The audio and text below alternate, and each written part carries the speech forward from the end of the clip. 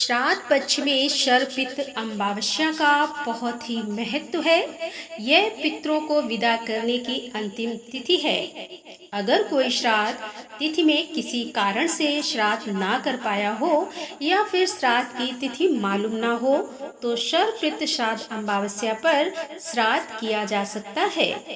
तो आइए इस तिथि के महत्व की पौराणिक कथा क्या है, आइए सुनते हैं।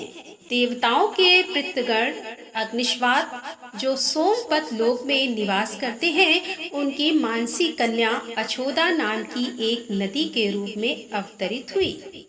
मत्स्य पुराण में अछोदा सरोवर और अछोदा नदी का जिक्र मिलता है, जो कि कश्मीर में स्थित है।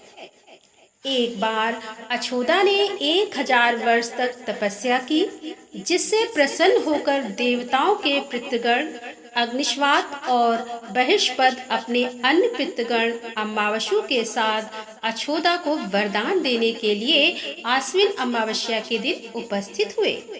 उन्होंने अछोदा से कहा कि हे पुत्री, हम सभी तुम्हारी तपस्या से अति प्रसन्न हैं, इसीलिए जो चाहो वर मांग लो। लेकिन अछोदा ने अपने पितरों की तरफ ध्यान नहीं दिया और वह अति तेजस्वी पितृ अमावस्या को अपलक निहारती रही। पितरों के बार बार कहने पर उसने कहा कि हे भगवान, क्या आप मुझे सचमुच में वरदान देना चाहते हैं? इस पर तेजस्वी पितृ अमावस्या ने कहा कि हे अछोदा, वरदान पर तुम्हारा अधिकार सिद्ध है, इसीलिए तुम निसंकोच कहो। अछोदा ने कहा कि भगवान, यदि आप मुझे वरदान देना ही चाहते हैं तो मैं तत्क्षण आपके साथ रमण कर आनंद लेना चाहती हूँ। अछोदा के इस तरह कहे जाने पर सभी पितृ क्रोधित हो गए। उन्होंने अछोदा को श्राप दिया कि वह पितृलोक से पतित होकर पृथ्वी लोक पर जाएगी। पितरों के इस तरह श्राप दिए जाने पर अछोदा पितरों के पैरों में गिरकर रोने लगी। इस पर पितरों को अछोदा पर दया आ गई। उन्होंने कहा कि अछोदा, तुम पतित योनि में श्राप मिलने के कारण मत्स्य कन्या के रूप में जन्म लोगी। पितरों ने आगे कहा कि भगवान ब्रह्मा के वंशज मैं ऋषि पराशर तुम्हें पति के रूप में प्राप्त होंगे। तुम्हारे गर्भ से भगवान व्यास जन्म लेंगे। उसके उपरांत भी अन्य दिव्य वंशों में जन्म लेते हुए तुम श्राप मुक्त होकर पुनः पितृलोक में वापस आ जाओगी। पितरों के इस तरह कहे जाने पर अछोदा शांत हुई।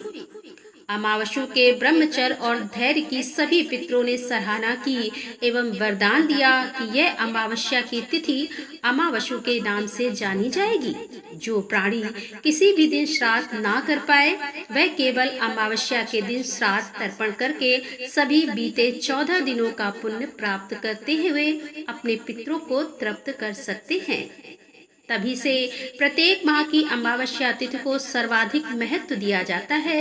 यह तिथि शरपित श्राद्ध के रूप में भी मनाई जाती है। उसी पाप के प्रायश्चित हेतु कालांतर में यही अछोदा महर्षि पराशर की पत्नी एवं वेद व्यास की माता सत्यवती बनी थी।